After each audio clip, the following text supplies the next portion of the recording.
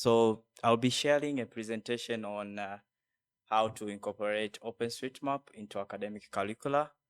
And this is just insights from GeoTE Tanzania, 5 weeks field practical program with YouthMappers and academic partners. Yeah. So I'll be taking you through, again, acknowledgement, introduction, objectives. We'll look at the methodology that we use, achievements, challenges, and a call to action. If there will be someone interested to, collaborate in the next year program as well. Yeah, so normally I don't acknowledge myself. I have 3 important people that have worked with me throughout this field practical training, from proving the concept and now that we're implementing it with academic partners. So the first one is Mr. Frank Anderson from GeoTE Tanzania. We have Ezekiel. At that point, he was the president at the chapter at Sokoine, but now works as the GIS and Open Mapping Manager at GeoTE. And we have Dr. Edwin Kitindi from the Department of Information and Informatics and Information Technology. So just an idea on what's the field practical training. So normally in our curricula, students are given a privilege to attend to a certain office for internship to just get the practice from the theories that they got at school from a semester. And then from GeoTE perspective, this was an opportunity to now have time, talk to the academia and see a way that we could work together to give practical experience to students. So the universities offer 5 weeks of time to work with the students, teach them on skills, engage them in different projects. So they actually the universities, this is more of the program itself in the university curricula. So we are happy to work with them and continue making this impactful. So actually in the field practical training, we have like 3 main objectives. So data creation and acquisition. So it's like, this is the part where we now train students on, OSM. We use different online materials that I think most of us are familiar with. From the Teach OSM, we'd have materials there. We'd have YouthMappers Academy series of online materials, and also others from the open mapping community. And we also teach them on other sources that they could also leverage. Then the second aspect is geospatial data analysis, modeling, and visualization. It's more of how to do those spatial autocorrelation kind of analysis, doing some modeling, and also coming up with informed maps as well. Then the crucial part is on how to do project ideation and pitching. As we understand, the students really need the, sometimes when I was taking my undergraduate program at first, I went to my supervisor with a rough idea and she asked me like, what challenge do you see? Sometimes you ask those questions to students and like, they'll give you, let's say, unemployment, but they are not, specific to a certain challenge. So we normally teach them on how to ideate a project and how to pitch it to people or stakeholders that are interested in the project. So again, yeah, we have several activities. In summary, it's like we do mapathons. And another challenge is from the OSM perspective, like open mapping community in Tanzania, we find students not familiar with these virtual platforms, like even entering into Google Meets, to come up with, let's say, to collaborate with other people across the continent.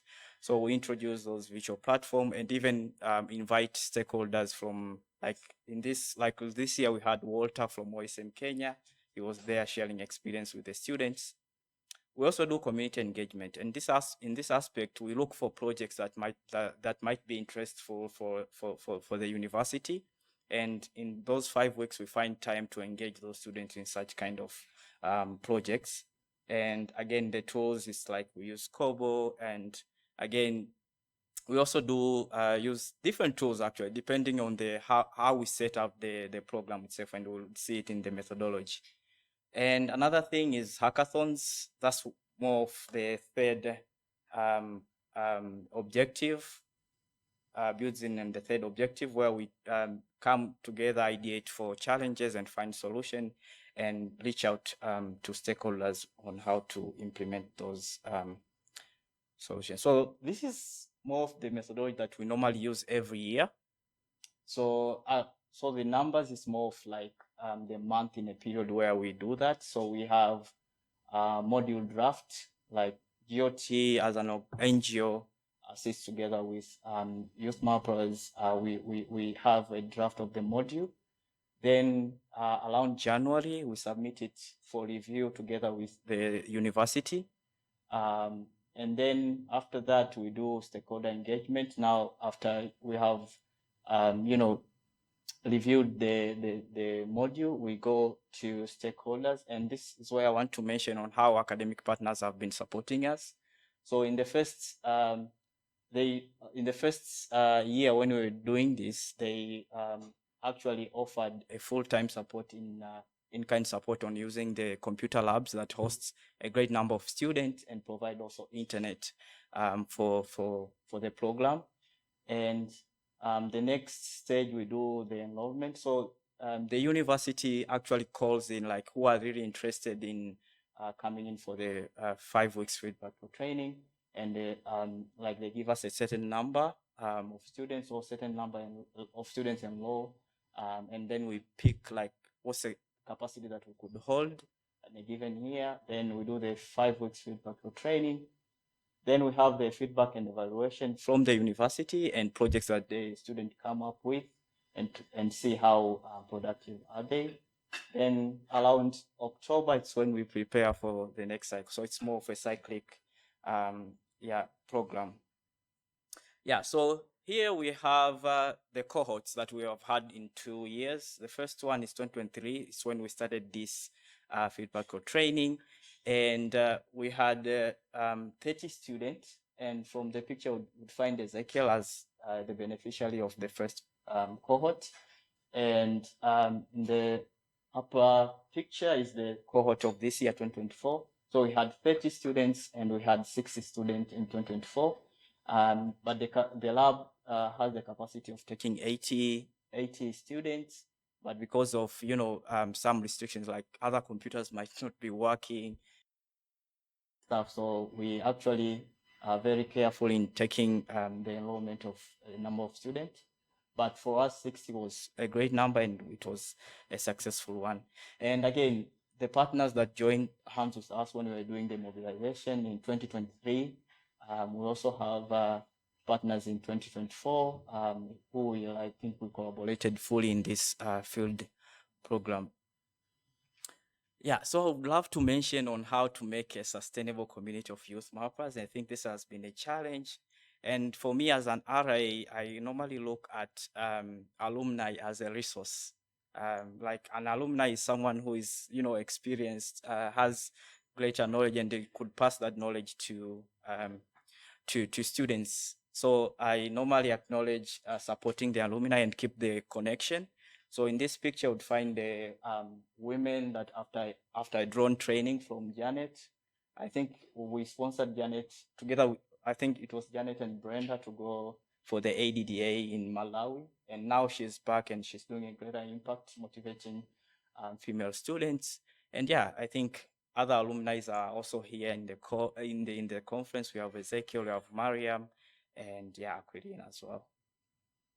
So the fun thing about this, the special thing about this program, other than training the students, is those small things that you won't see, like one-on-one support. Like the caring capacity allows us to go with different levels of understanding among the students. So there are those slow learners. So like we have facilitators, maybe one at the front, and we have two that give one-on-one support. Also, we acknowledge outstanding students. We emphasize teamwork, and also from the presentations, we emphasize on how students could now be very confident to share their ideas. Yeah. Yeah, of course, challenges are always there. Again, the first challenge is actually access to personal computers, and this is from the perspective that you would find students after the time at the lab are really eager to continue, working with those kind of analysis, and sometimes fail to do that. So actually, we're looking for an opportunity to extend like support to those outstanding students to carry on with the work. We have limited resource and tools for data collection and field work. So this would be like tools like small training drones and stuff. But again, we are really looking forward to other partners in the country. We understand we can get this support, and we're looking forward to have those tools in place so that we could make the field practical training fun. Another challenge is student per facilitator ratio. As I said, we have the university has offered the full support. They have like 3 labs, computer labs. They only now we're only utilizing one of it, which has a capacity of 80 students. So you can't bring in a large number of students, let's say 100, and yet you have only 2 facilitators. And as I mentioned earlier, we have been mining the facilitators from the YouthMappers alumni, and yeah, we'll yet to like continue looking for facilitators in order to make the FPT more fun as well. So yeah, this is a call to action where we invite everyone. Like, again, as I mentioned, you would be from an organization from anywhere, but you want to, like share the skills on a certain topic with these students. We really invite that one. And so we invite institution partners to collaborate with us in expanding and sustaining the field practical training program, ensuring more students gain vital geospatial skills to solve placing community challenge. So again, you would also find the experience shared by one of the students at the Field Practical Training 2024 on YouTube, or simply scan that code. It's more of like a 4 minutes documentary, and you'll get everything that I said in this conference in this session. So from GeoTE YouthMappers SUA, my name is Eric. I'm a student at the other university, University of Dar es Salaam, but I'm always connected with Sokoine because it has been my undergraduate university, and I'm serving as a YouthMappers regional ambassador. So thank you. If you have any question, I will.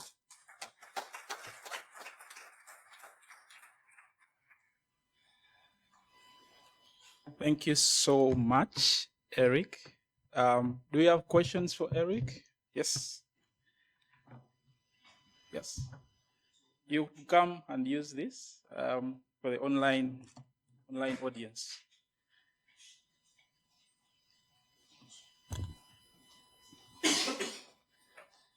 Thank you for the good presentation. My name is Abdul. I'm from Guinea. My question is, like it has 2 components. The first one is, was the 5 weeks of training, like 5 weeks without breaks, just like few days, and then you make the count of having the five weeks, and how many hours like were allocated to those 5 weeks? Thank you. Yeah, thank you so much. Yeah, so it's 5 straight weeks. That's the first answer. So after they end their university exams, it's when there's a group that leaves for internship to other offices. Then there are other people, like the student that we enroll are they at the university in the lab working with us for 5 straight weeks. And in hours, it's more of like, I would give it from morning to like 4 p.m. Yes, I failed to count that one, but it's like working hours. Yeah, good working hours. And yeah, then we would also extend to weekends because we would have projects that maybe we're doing with a stakeholder. Then maybe we're training the student in using the tool on Friday. Then they get Saturday and Sunday to exercise that. So I think it's a good room for collaboration. I think I was talking to the man every door. Yeah, he was like, okay, we could do this and maybe share that, how the tool works and how student could use it in the program. So like I welcome anyone who is like interested to collaborate in those 5 weeks. We are really open to making the I would say the module straight to favor. Then we do it for next year. Yeah. Thank you so much, Eric. Any other? Yes, please come. If you have a question, please come close here so that we have it quick. Yes, just come, and there are seats here.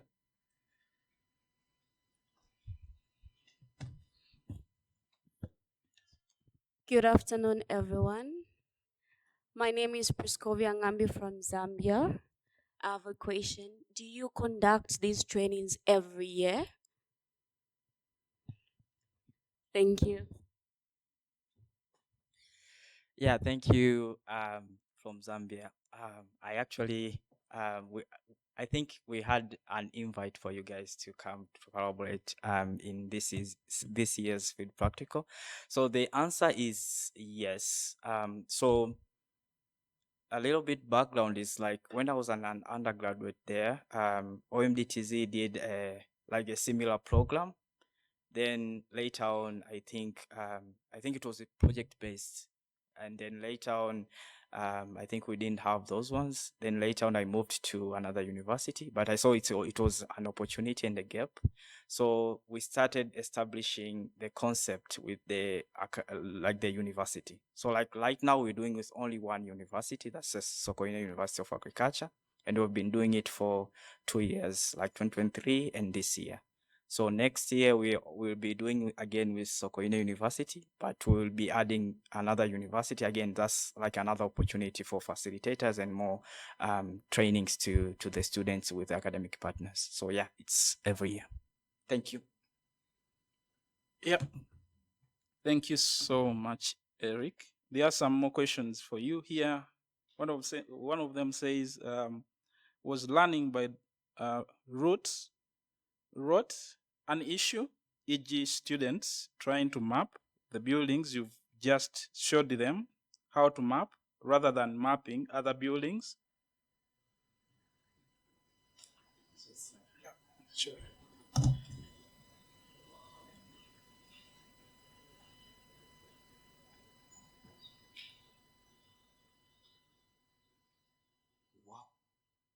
Okay, yeah. So the OSM part is on the data acquisition. So like we train them on how to use OSM to map different entities.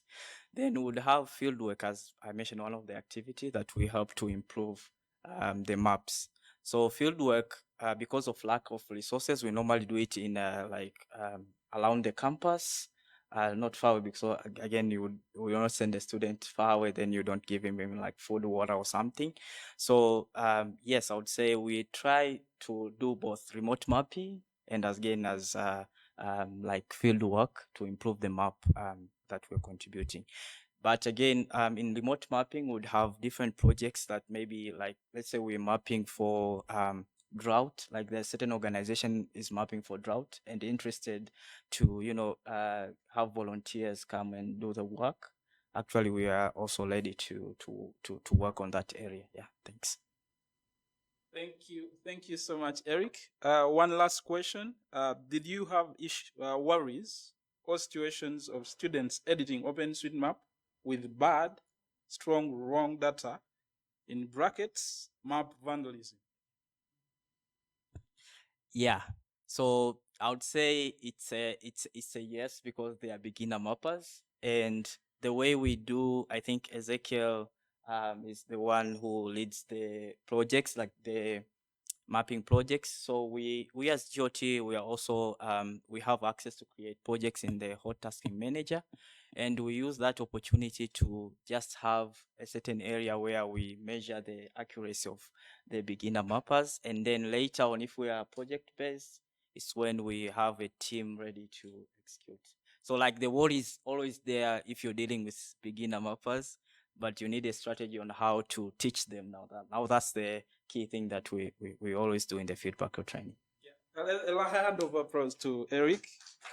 Thank you so much. Eric is. You have a question for Eric? Okay, the last one, because our time is gone, and we want to invite in the next presenter. Okay. Good afternoon. I am Iman Suleiman from Tanzania. My question to Eric is that, have you thought about expanding this program to cover maybe different universities? But also my worry is about the time because you said that you are just conducting the program for 5 weeks. So are they enough maybe, or have you thought about expanding or maybe increasing the time of the program maybe to 6, 7, whatever? So I think that's it. Thank you. Yeah, the plan, as I said, we're approving the concept and it's ready to go. I think we'll start with more like 1 or 2 university next year, hopefully. So yeah, the plan is to actually expand, and we actually expand to university with YouthMappers chapters first, before going to a new one. It would be a new idea first. Number 2 is like the time.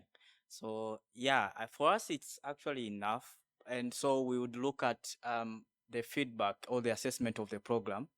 And why am I saying it's enough? Because from there would understand, would get people like Ezekiel, and people like for interns, like also recommend others to other offices. As I said, I work with alumni, and if you ask me on like last year cohort, I would give at least a half number of people where they're working right now. So for me, it's a good time frame. I wouldn't extend it, but I would further look on how it works first. Yeah. Thank you. Yeah. Thank you. Thank you so much, Eric.